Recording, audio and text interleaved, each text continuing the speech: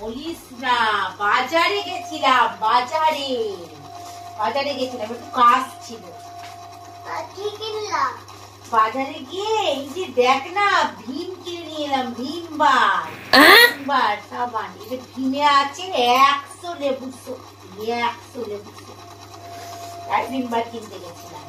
হ্যাঁ, ভীম বার? হ্যাঁ, 100 লেবুর শক্তি আছে। 100।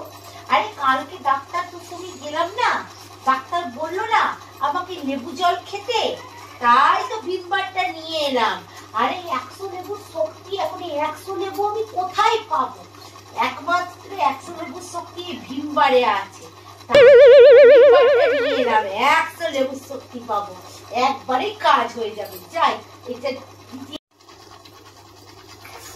এই যে দেখ, এখন এটা রাত্রিবেলায় ভালো করে খাবে নাকি?